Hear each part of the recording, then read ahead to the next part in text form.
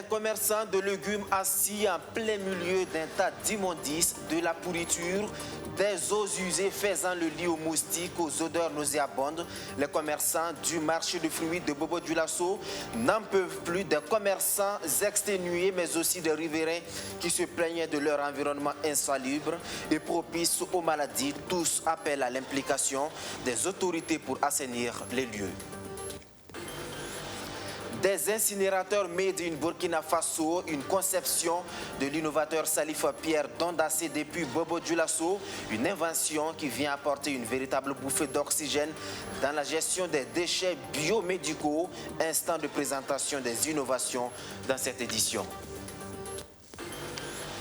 À suivre également ce soir les émotions d'un artiste, les larmes de l'immense rappeur Smarty quand il prend la parole pour exprimer sa gratitude à ses soutiens pendant sa traversée du désert. 9 ans après le début de sa carrière solo, le prix Découverte RFI 2013 prépare son deuxième album, l'album Odyssée, qui fait déjà parler de lui, n'est pas encore sorti. C'est la dernière étape avant sa finalisation. Voilà pour le sommaire de votre journal. Merci d'être des nôtres, mesdames et messieurs. Les élections municipales au Burkina Faso, c'est dans 9 mois et la nouvelle équipe dirigeante de la CENI ne veut point être surprise. La préoccupation actuelle, c'est de s'assurer que les électeurs disposent de leurs documents de votation. Alors, la Commission électorale nationale indépendante prend langue avec l'institution chargée de produire les documents d'identité. Élisée Ouedraogo et son équipe se sont rendus à l'ONI, l'Office national d'identification. Le point de la séance de travail avec Benjamin Kwame.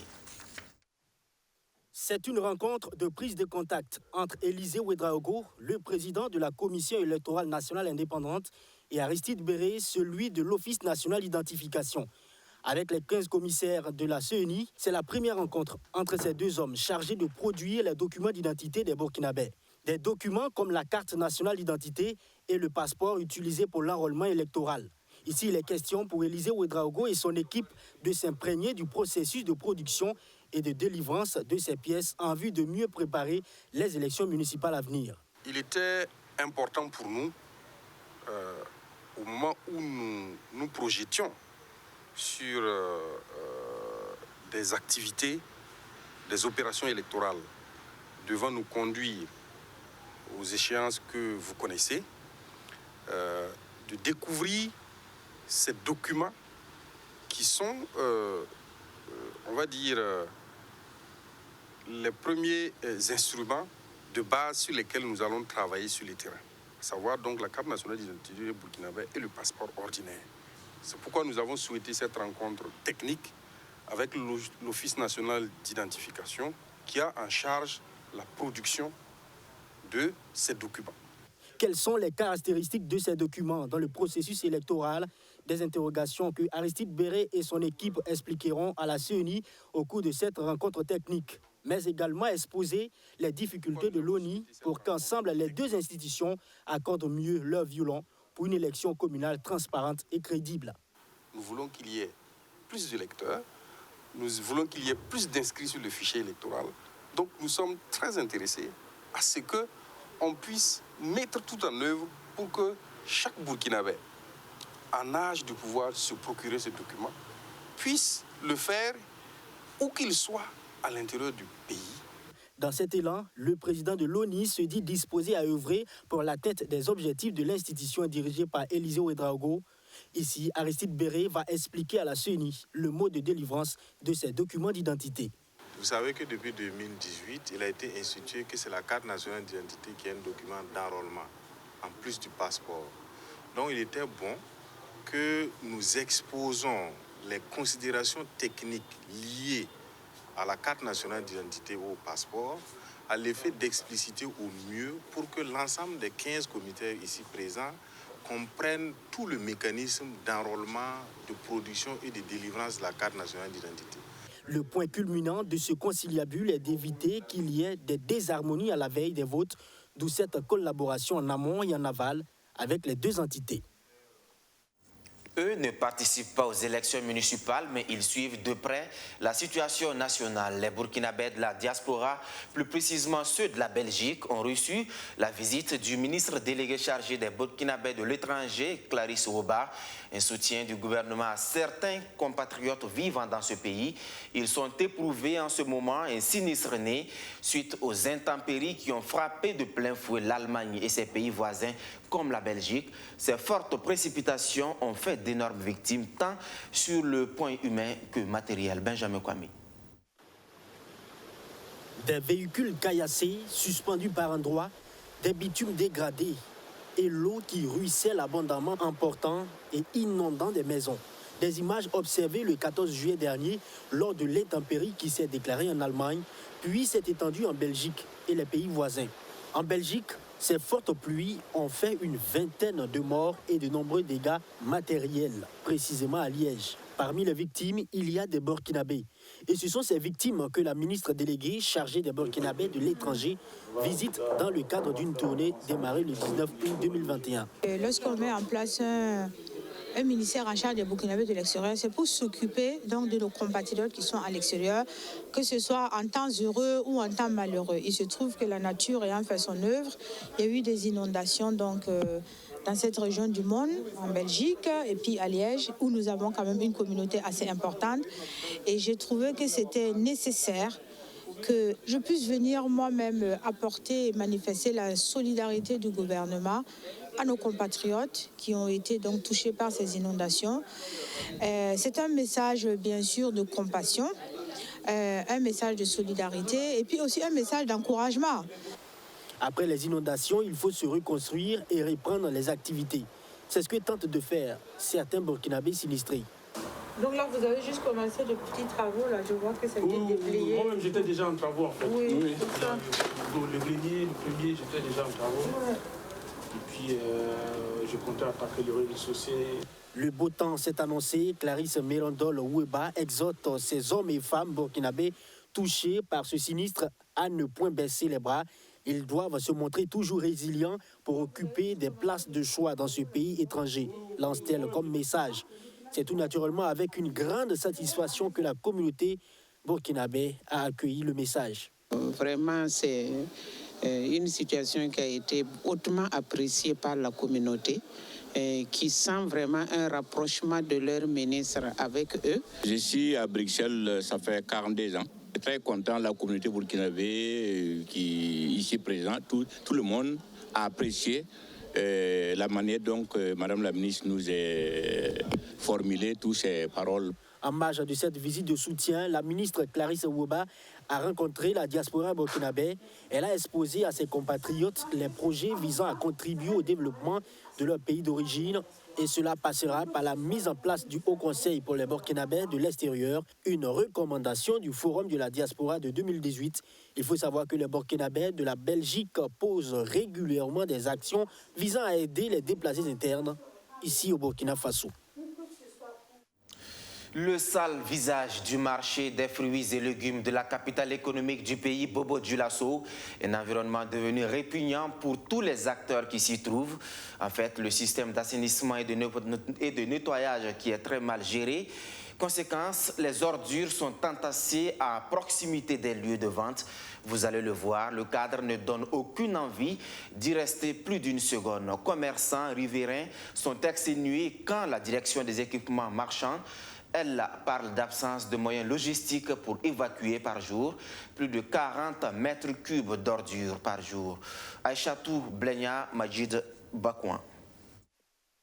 Des ordures ménagères et des fruits pourris entassés, des oiseaux aux couleurs verdâtres, propices au développement des moustiques et des mouches. C'est le constat fait ici aux alentours du marché des fruits et légumes de Bobo-Dioulasso. Une situation qui donne une mauvaise image aux produits de consommation vendus dans ce marché. Les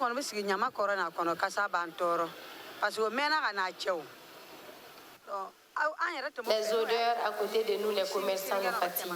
Il serait mieux de ramasser chaque un des jours. La stagnation de l'eau sale fait que nous n'avons pas assez de clients.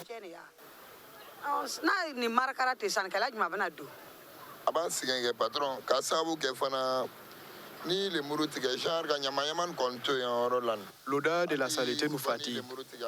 Une fois coupé l'orange pour les clients, ils ne boivent pas à cause des mouches qui proviennent des saletés. Nous sommes ici car on n'a pas le choix.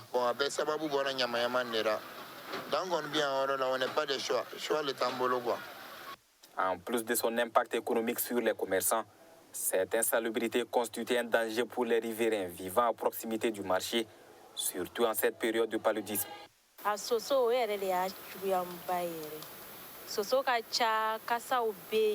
Il y a trop de moustiques et d'odeurs. Ces endroits sont très sales pour les enfants. À cause des enfants, s'ils pouvaient déplacer l'endroit, ce serait mieux. Les mouches nous fatiguent. Tout ce que tu déposes, ils viennent se poser là-dessus.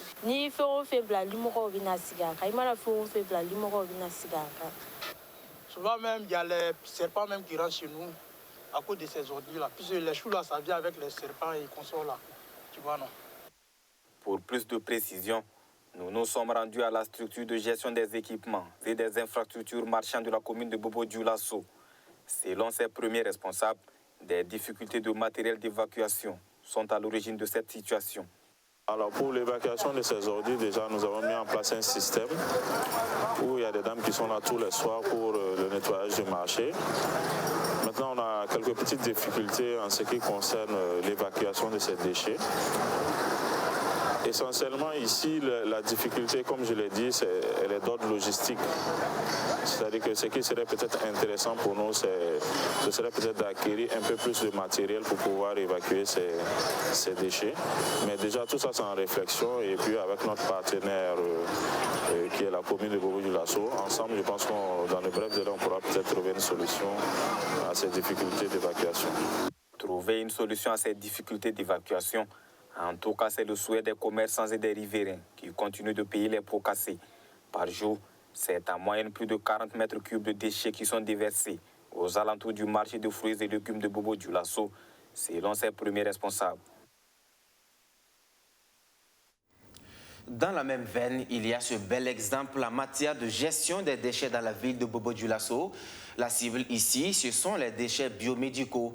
Au Burkina Faso, les centres de santé rencontrent d'énormes difficultés dans la gestion des déchets biomédicaux, des déchets qui sont souvent entassés dans les hôpitaux, une situation qui expose et le personnel et les usagers.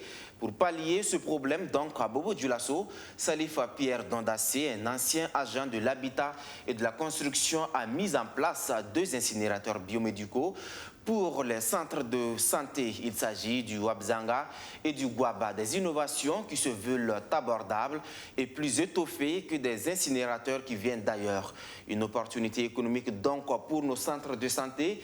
C'est la chronique économie de ce lundi et c'est signé Kader Kondé et surtout Justin Dabiri.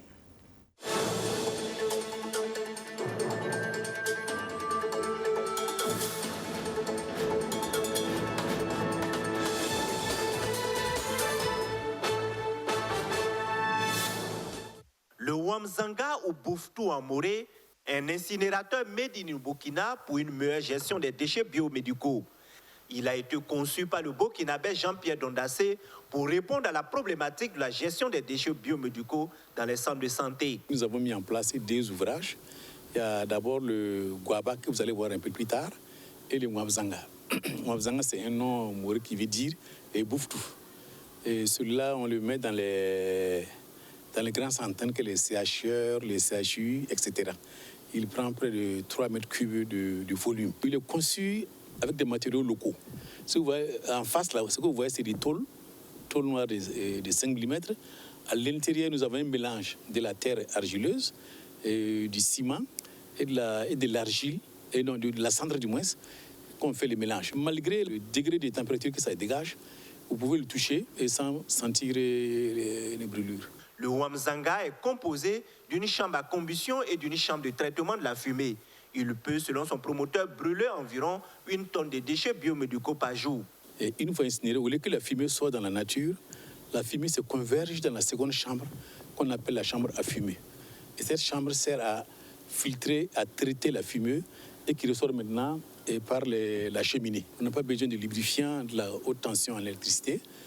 un simple dynamo dans l'air et l'ouvrage est parti. Il peut vous cracher même jusqu'à parfois plus de 800 000 degrés de température.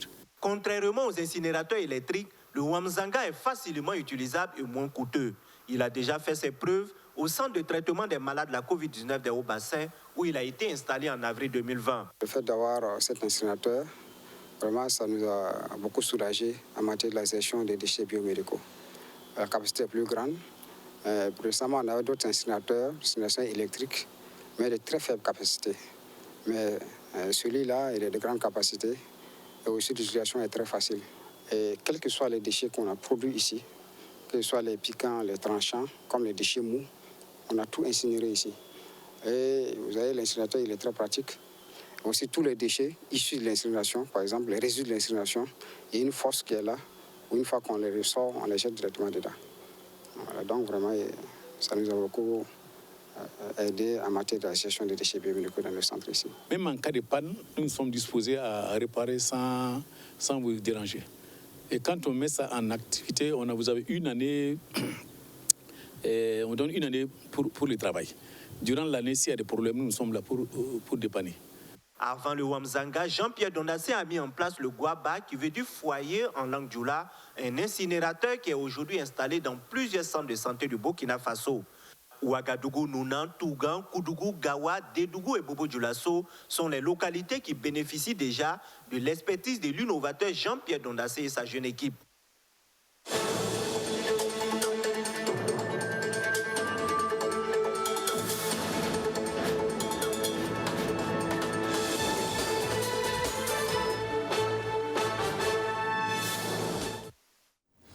Tout autre chose à présent et direction la commune de Zorgo, plus précisément à Turé, où des acteurs ont répondu favorablement à l'appel du chef de l'État en mettant en terre plus de 300 plants au devant de l'organisation, l'association Les Amazones du Ganzourgou. Justin Amonto.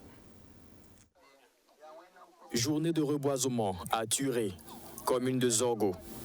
Une journée initiée par l'association Les Amazones du Ganzourgou. Selon la présidente de l'association, l'appui du parrain Alessandre Tapsoba, député à l'Assemblée nationale, a favorisé la mobilisation des Amazones du Ganzourgou. Vraiment, on remercie beaucoup les Amazones. Elles sont venues des 8 communes de Kogo, Salgo, Mégué, Boudri et Mortedo, Zam et puis Zorgo. Donc, et Zungu également. Nous avons planté des baobabs, caïcédra, les flamboyants à fleurs jaunes parce que les spécialistes connaissent le nom, et également des collatiers. Voilà les espèces que nous avions mises en terre et au nombre de 300. L'initiative est saluée par Adja Salamata Kabore, marraine de l'activité. Pour elle, cette journée est aussi une occasion pour sensibiliser la population du village du président Rochma Christian Kabore. La journée marque aussi le début des activités de l'association Les Amazones du Ganzourgou. Selon le parrain, planter plusieurs arbres est important pour freiner l'avancement du désert au Burkina. L'arbre a une grande importance. Et comme le chef de l'État, le président du Faso, a coutume de le dire, plantons des arbres parce que de plus en plus le désert avance. Et sans les arbres, il nous sera très difficile de vivre sur cette terre. C'est pour cela que nous nous sommes mobilisés, ceux de Ganzourgou à Ouaga, à Zorgo, à Tuiré, pour faire ce reboisement en plantant des arbres tout au long de l'artère qui mène à la résidence de son Excellence le président du Faso, Rochma Christian Kabore. Ce que j'ai à dire, c'est d'abord en tout cas féliciter l'association, notamment les Amazones du Ganzourgou, qui ont songé en tout cas à organiser en tout cas une telle activité avec l'accompagnement en tout cas des personnes de ressources de la province du Ganzourgou, en l'occurrence en tout cas le parrain qui est l'honorable député Tapsoba et puis la marraine. Cette journée va permettre à la population de Turé de créer une ceinture verte dans le village afin de contribuer à la préservation de la nature. Un moment de participation citoyenne pour toutes ces personnes qui œuvrent pour la protection de l'environnement. Au fil des années, c'est un événement qui se positionne comme un incubateur de talent dans le domaine de l'humour. Le camp vacances humour a encore relevé le défi de la détection de talent cette année. Pour l'artiste qui a pris fin la semaine dernière, 32 jeunes ont été formés. Voyons les résultats avec Justin Amonto. Une nouvelle génération d'humoristes burkinabés en préparation. Baro Aziz est le plus jeune de cette promotion. Il est à la classe de 6e. Sa motivation, ce sont ses aînés, humoristes. Les petits sergents-là, donc quand je les vois, moi aussi je rêve d'être comme eux, quoi.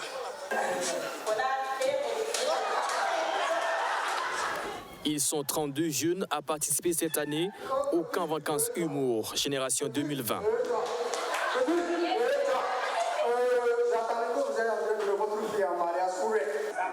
Pour les participants de cette année, c'est la satisfaction. Ils souhaitent très vite rentrer dans le circuit de l'humour burkinabé. C'est de donner la chance à nous jeunes qui se sont formés, parce que ce qu'ils veulent, on s'est formés, c'est de nous ouvrir la porte pour qu'on entre dans ce cercle-là, et c'est de véritablement nous ouvrir les portes. Pour l'initiateur de l'événement, l'objectif de Camp Vacances Humour, c'est de réduire le taux de chômage à travers l'humour. La première édition n'était pas facile, c'était pas chose facile. Et donc je me suis battu tout seul et puis on a tenté une expérience. Et aujourd'hui c'est la 6e édition. Ma satisfaction est que d'abord j'ai diminué le taux de chômage au Burkina Faso parce que Soum le sapeur est passé à travers ce camp Vacances Humour, les homotoqués sont passés là, Momo l'intellectuel est passé par là. Aujourd'hui ils vivent à 100% de l'humour. Le thème de cette année parle de civisme et de respect envers l'autorité. Pour le ministère de la Culture, cette initiative mérite des accompagnements. Ce camp a participé, au-delà donc du divertissement, a participé donc à sensibiliser les jeunes à ces valeurs-là. Quand on voit un événement où on parle de relève, on se doit d'accompagner ce genre d'événement. On a essayé quand même d'étendre encore Camp Vacances plus loin, parce qu'auparavant, il faut avouer que c'était Ouagadougou. Nous avons reçu Bobo Dioulasso, nous avons reçu Boromo, nous avons reçu Dédougou. Et puis l'innovation encore cette année, c'est qu'on a apporté ce qu'on appelle la chorégraphie humoristique qu'on a essayé d'amplifier. Certains aînés de Camp Vacances Humour se disent fiers du promoteur. Aujourd'hui, on est fiers parce qu'il y a beaucoup qui s'intéressent. Vous avez vu le nombre d'humoristes qu'il avait ce soir. Et on trouve que c'est un beau travail que le vieux père est en train de faire. Cette 6e édition de Camp Vacances Humour a bénéficié du parrainage de la fondatrice et directrice générale de l'Institut supérieur privé Polytechnique, ISPP. Je vous l'annonçais en titre, l'image pleine d'émotion, l'artiste Smarty qui fond en larmes l'atmosphère lourde donc pour le transfuge du célèbre groupe Yélène.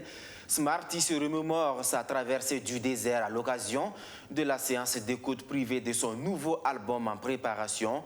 Proches, mélomanes et spécialistes de la musique ont pu découvrir les titres de cette œuvre qui s'annonce déjà grandeur nature. Et ce n'est pas Roméo Koïta qui nous dira le contraire. Voici son reportage. C'est un truc plus sincère.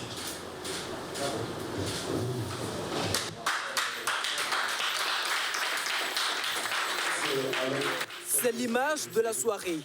Smarty, dont on connaît la forte personnalité, en pleurs. Des larmes versées en reconnaissance aux personnes qui l'ont soutenu durant les périodes les plus difficiles de sa carrière.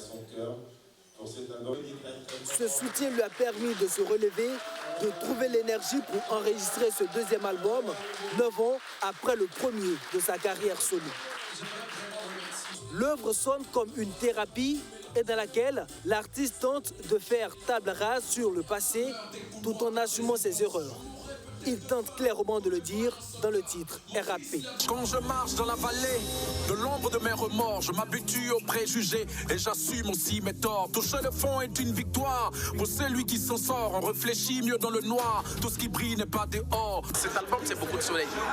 C'est beaucoup de soleil, c'est moi dans mon état actuel, c'est moi déchargé de beaucoup de choses, heureux de faire ce que je fais et qui a envie de transmettre cette positivité-là à tous ceux qui me suivent.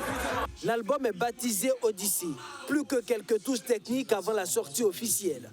Mais en attendant, Smarty convie ses proches à une séance d'écoute privée. Parmi eux, des journalistes, des collègues artistes, des amis et surtout des fans. Tour à tour, les 16 titres de l'album sont passés en revue au grand bonheur de ses privilégiés.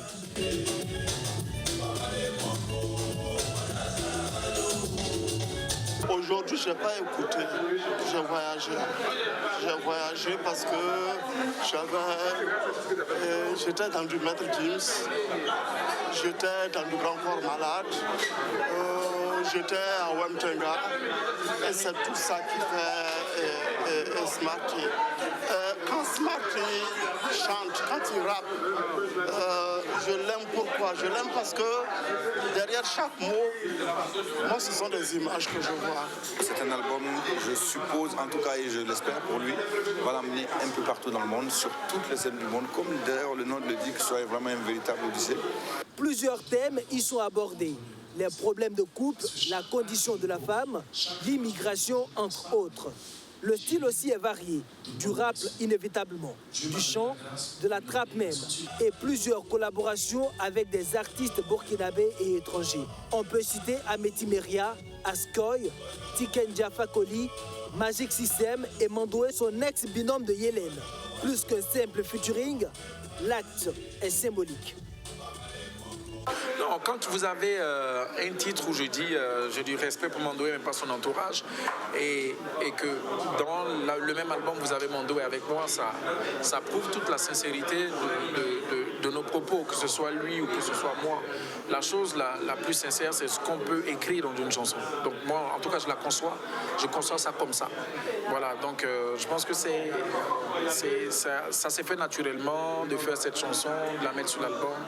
La chose s'est fait naturellement. Je pense que c'est ce que tout le monde souhaite, c'est ce que tout le monde attendait. Donc c'est le plus beau cadeau que je pouvais leur offrir, moi et Mandoué. La date de la sortie officielle de l'album n'est pas encore connue.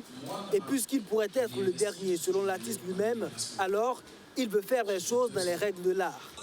En attendant, Smarty donne rendez-vous aux mélomanes au stade Issoufou Joseph Konombo le 20 novembre prochain pour son grand concert.